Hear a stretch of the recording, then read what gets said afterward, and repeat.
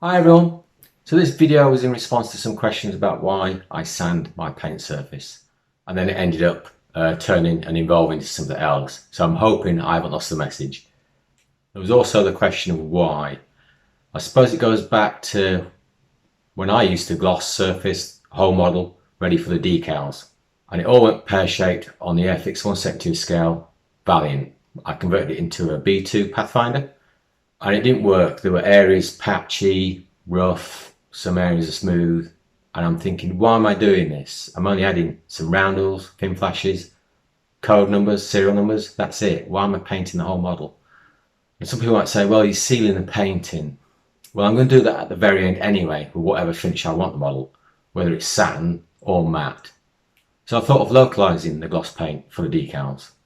And I can't remember whether I tried that, but I ended up sanding the surface, especially with decals with a lot of carrier film, like serial numbers. Just sanding the relevant area smooth, polishing it, and I found this worked a treat. And I always do add a bit of setting solution to the decals, belts and braces. And then I expanded and messed around with sanding the whole surfaces of planes and experimenting to see what I got. And I found that with certain colour schemes, I got a beautiful patina to the surface. And since then, this technique's always been in the background if I need it. Now I could use lacquer paints or hot product paints as I call them. They're a lot more forgiving and they have better levelling qualities. But I avoid them because of the smell they give off. The only hot product I use is AK's Extreme Metal, and thankfully I use that once in a blue moon, because days afterwards I could come into the house and still smell it there. Whenever you're airbrushing anything, you should wear a face mask and have an extractor if you can, or at least the windows open. Now before anybody gets on their high horse, I'm not trying to preach or convert. Not me, far from it. You stick what you know and like best. I'm just showing you what I do because the question's been raised. It's not for everybody. If you do want to mess around with this technique, find a gash bit of plastic and mess around with that. See what you think. But for me, it's a technique I like and I'll stick with until something better comes along maybe. Now there are a couple of caveats to this video. The first one is that this technique is being used on tamiya acrylics. Tamiya acrylics only. Whether it'll work with other acrylics, I don't know. In fact, I can guarantee some acrylics this technique will not work. But if you want to experiment, knock yourself out. The other one is that during this video, I seal the decals in with a satin varnish, and there was no need for that. I don't know why I did it. Shouldn't have happened. The only time I use a varnish is at the very end, and I chose matte for the final finish, but I could have chose satin. I wouldn't have chosen gloss because personally I don't like gloss models. So before I start going off subject and waffling on, let's get on and see how I approach this technique. But I had in mind I was just going to use one edge of a wing, or maybe a fuselage, side of a fuselage. But then I thought I really need something with lumps and bumps on it. So this was to hand. What I'm also going to do is add a camouflage scheme rather than just one simple colour. So the idea is that one side of the wing will have this two-tone effect, as I call it. And then the other side will just be adding the actual main colour to the surface of the wing. So I'll mask off a certain area that I'll paint after I've added the other two colours. Now I don't prime my models, I just make sure that the surface of the plastic is thoroughly cleaned. So the first thing I've done is mix my colour. I've got a brown and a green, and then from them I've created a lighter colour of those versions. I usually use like a deck tan just to lighten the green and the brown. I try and avoid using white to tone the colour down at all costs if I can. It's not always the case though. So here I'm adding my light brown colour first. Quite a few light coats, making sure that each coat before I apply the next one is dry.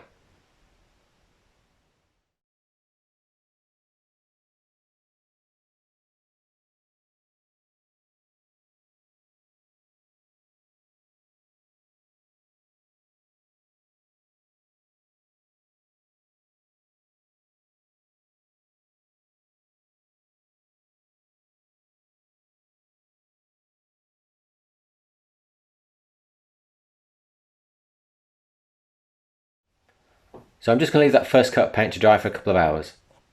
Usually with a model I'll be doing something else to fill in the time. So now that I'm happy that that lighter shade of brown is thoroughly dried, I'm going to add my surface colour now, this dark brown. Several light coats, once again making sure that each coat is thoroughly dry. Now here, I don't want to go too heavy. I need this coat to be fairly light.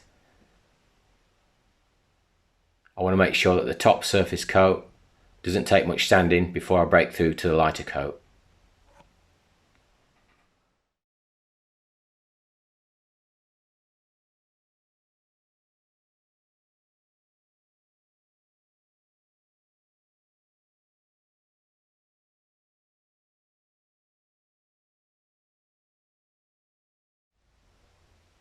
So while I've got the same top colour brown in my airbrush, I'm going to apply it to the other side, this time just to the bare plastic.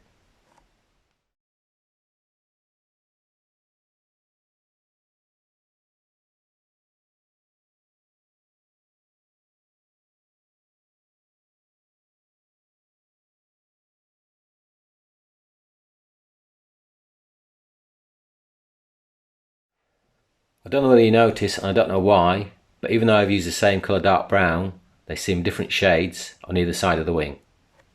Not to worry. So I'm masking off here, ready for the green.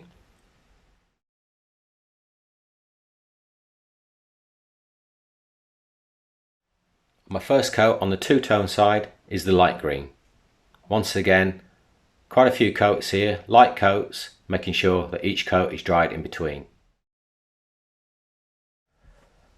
So once that light green's had time to dry, I'm going to apply my dark green, the surface colour. This time, same as the brown surface colour, just a few light coats. I don't want it too heavy. And once again, with the same surface colour in the airbrush, I'm going to apply to the other side on the bare plastic.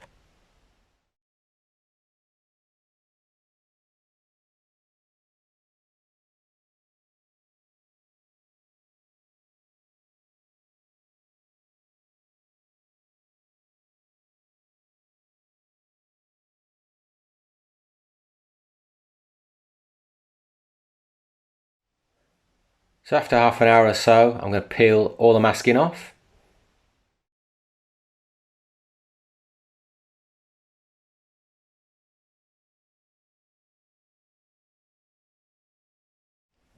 And then mask off for the lower colour.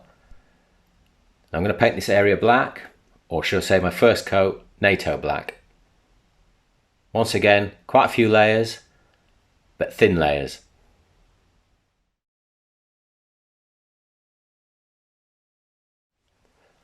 So with that NATO black thoroughly dry, I'm going to add a custom colour. This is just black with a bit of NATO black, the same colour I use on the Meteor.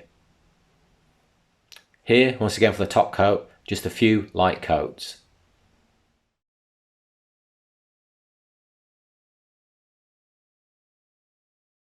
So I've peeled everything off, and even though the paint looks smooth, it's rough, as you can hear.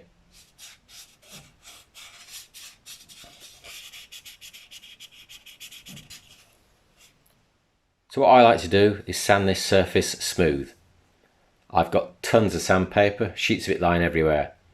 I also have a box full of sandpaper of various types that I should really sort out. But my first port of call is this plate full of sandpaper. Here I'm going to comb through and try and dig out 2 or 3 pieces of well-worn foam back sandpaper. Some of this stuff is stuff that I bought from B&Q. Now for whatever reason over the years, they don't seem to stock it in my local B&Q anymore. Now I could use my polishing pads, which may be far better, but I find they don't flex as much as the foam back sandpaper does.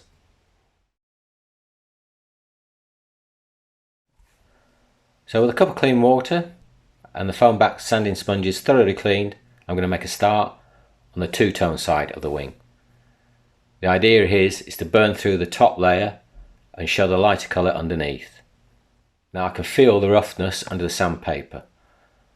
Now with wet sanding, got to be very careful here, or I've got to be very careful, because I could burn through to the plastic quite easily. The water will hide that. So a light sand, and then wipe all the excess off and check. And I'm doing this frequently. The last thing I want to do is burn through to the plastic. And I'll keep doing this till I'm happy with a lighter shade of brown and green showing through the upper surface colour.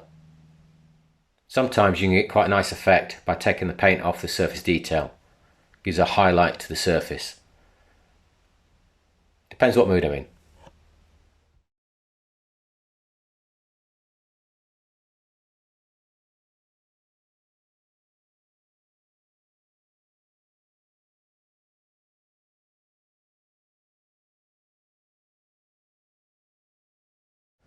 So I'm going to finish off wet sanding the two-tone side of the wing. Any lumps or bumps, especially things like these two either side of the engine nacelle, I'll avoid.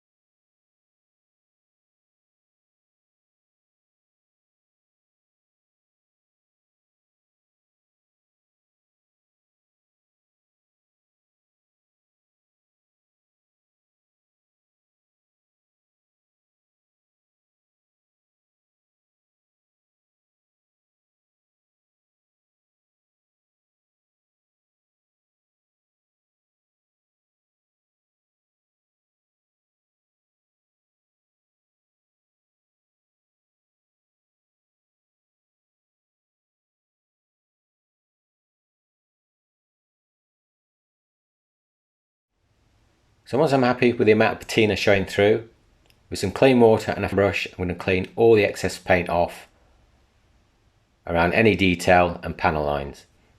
I need to do this before any of that crap sets and dries in all that detail. And you can see once the water evaporates the kind of effect I get with that two-tone method. Once again, not to everybody's taste.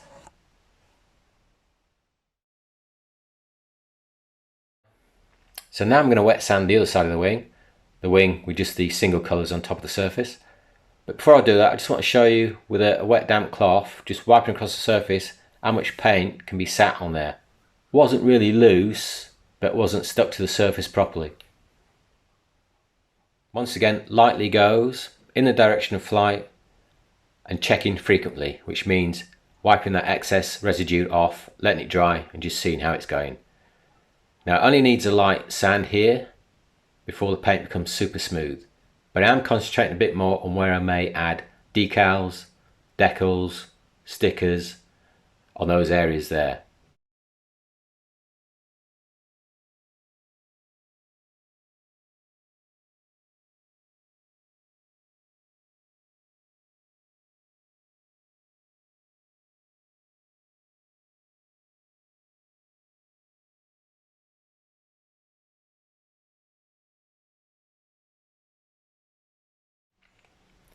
Now that I'm happy that I got that surface super smooth, using clean water, just cleaning out all the residue from the panel lines and the detail.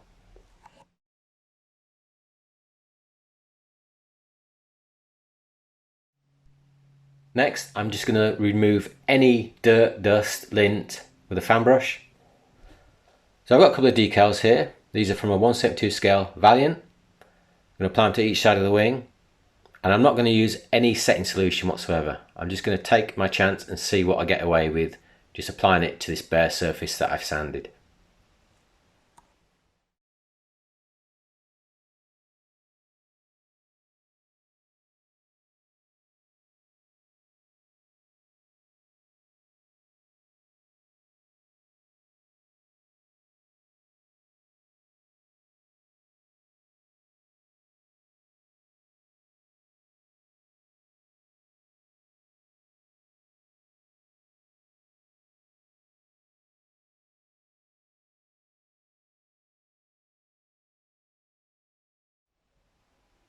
So both decals down, dried. The blue one went down beautifully.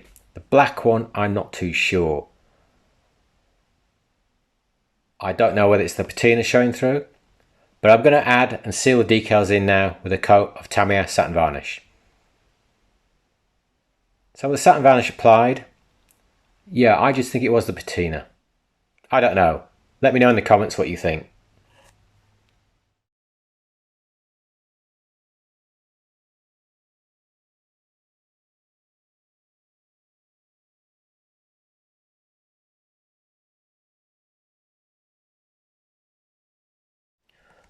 Next, I'm going to add some extremely thinned down tamiya paint and just pick out certain panels, both on the green, the brown and the black.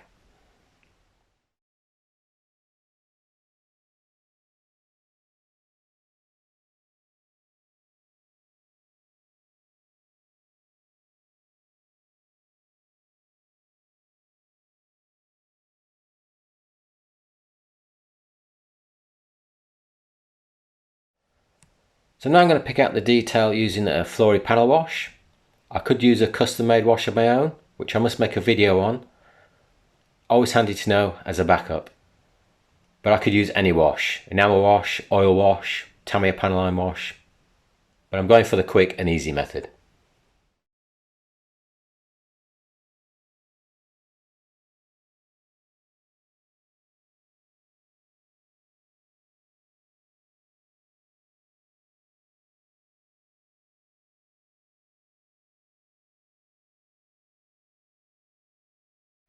One thing I'm going to add to this black area is some graphite dust. Using a very small amount and just burnish it on with my finger. If I think it's too subtle, I can add more.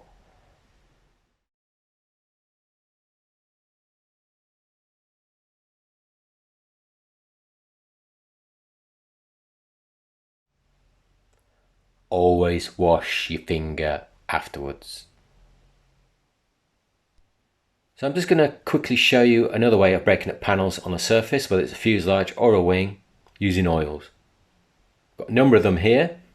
If you want to know what the names are, pause the video. And I've just taken a small amount and put it on some foam board. Even here with this small amount, I've got too much. Now some models will put this oil on some cardboard to let that linseed oil soak away. I do that sometimes myself, but I do find that linseed oil helps to blend the oils. Yes, the oils will take longer to dry, but I find I get a better effect, or it's easy to blend, should I say. So I've decided what areas I want to add this oil. You can see where I've masked off so I can create edges or block off panels. So adding the oil very sparingly, and then with a very stiff dry brush, blend it in, going in the direction of flight, or sometimes I'll stipple.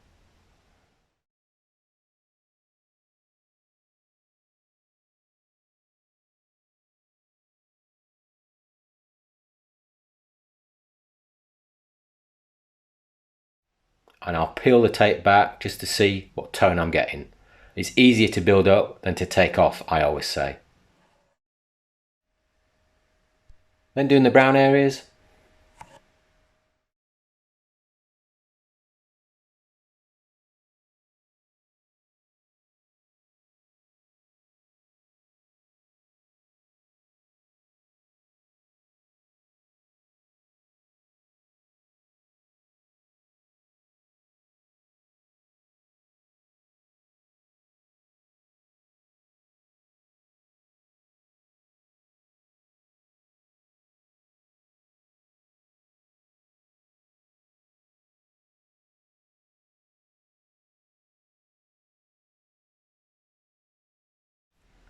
Next, I'll do some grime using lamp black and burnt umber, I think it is.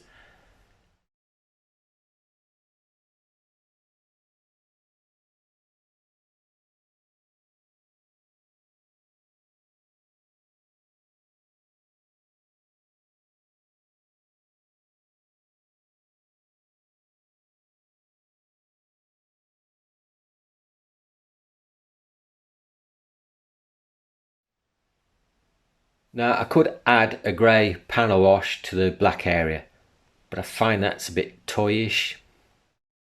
Leave it. The last effect I want to do is just using a silver pencil around one of the panels here, create some scratch marks. And then the other option is using Mr. Metal's colour, aluminium. Just a tiny amount around these circular panels and then blend it in with a cotton wool bud.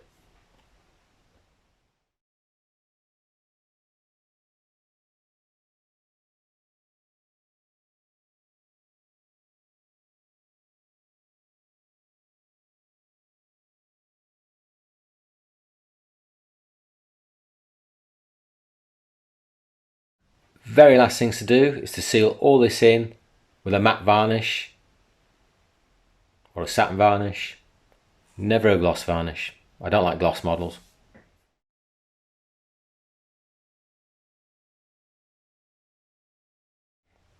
So I'm done. I hope this has answered some questions. Probably not, it's probably raised more than it's answered. But in any case, I hope you've enjoyed it visually. And I do hope to see you for the next video, which fingers crossed will be very soon. See you later.